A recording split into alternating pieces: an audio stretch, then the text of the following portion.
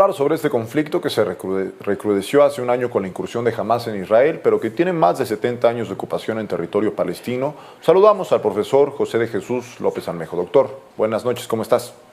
Hola, ¿qué tal, Braulio? Buenas noches. Muy contento de estar contigo como cada semana. Nosotros más de que nos acompañe y cuéntenos, porque, bueno, ya lo enmarcábamos en esto, ¿no? Se cumple un año de esta incursión de Hamás, pero no se cumple un año de este conflicto como en algunos medios se ha planteado. Querido Braulio, hay cosas que ya no nos deberían sorprender y nos siguen sorprendiendo y luego nos sorprenden que nos sorprendan. Me refiero a esto. Este 7 de octubre, casi todos los líderes de los países occidentales salieron a condenar las acciones del Hamás, como si los palestinos no existieran.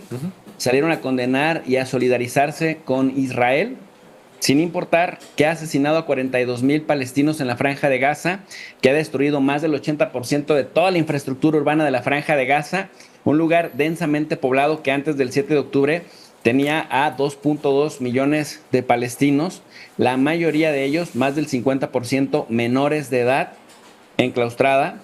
Israel controla prácticamente el aire, el espacio aéreo, la ruta marítima y los tiene prácticamente en una gran prisión desde la guerra del 67. Y sin embargo, pues el escándalo es que jamás entró a golpear, a masacrar en el 2023, cuando efectivamente, si no se atienden las causas, lo que hizo Hamás ese 7 de octubre del 23 sería terrible. Sin embargo, hoy los líderes occidentales, Ursula von der Leyen, la presidenta de la Comisión Europea, Pedro Sánchez de España, el primer ministro de Reino Unido, Scholz, etcétera, etcétera, el mismo presidente Biden, salieron a manifestar en sus redes sociales el apoyo a Israel, sin importar pues toda la violación al marco jurídico internacional, a pesar de que Israel ya repudió a la OMS, a la Organización Mundial de la Salud, a Naciones Unidas por acusarlas de antisemitas, y ya se ha puesto a reprender Netanyahu a cualquier líder que se atreva siquiera a cuestionar, aunque sea con el entrecejo, lo que Israel está haciendo tanto en la Franja de Gaza como en el Líbano, en donde con el pretexto de combatir al Hezbollah también ataca de manera indiscriminada a población civil como a milicianos. Y esto, mi querido Braulio, no me lleva más que a reflexionar en lo que planteaba Hannah Arendt en este libro de Eichmann en Jerusalén. Recordemos que Hannah Arendt, esta filósofa judía alemana sionista que se fue a Nueva York y que ahí fundó la New School for Social Research, esta pues escuela de izquierdas. Hannah Arendt se impactó mucho de las monstruosidades que reconoció haber hecho Eichmann con los nazis en contra de los judíos y de los polacos y de los soviéticos en el contexto de la Segunda Guerra Mundial.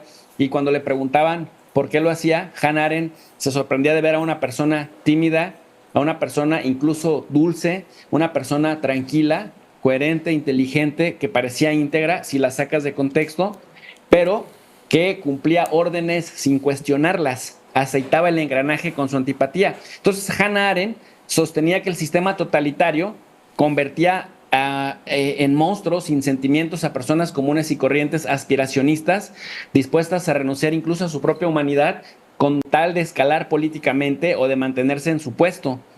Ante monstruosidades humanas, querido Braulio, la gente común puede hacer y justificar cosas inhumanas, decía Hannah Arendt, y olvidar la dignidad y volverse indiferente para no perder privilegios, no enfrentar consecuencias y mantener la comodidad.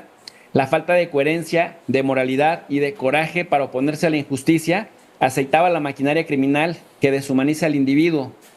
Según este enfoque de Hannah Arendt en Eichmann en Jerusalén, el totalitarismo, ahora ideológico, destruye el pensamiento propio, la conciencia, el juicio humanista mediante la ideología, la normalización del terror y el aniquilamiento de la política.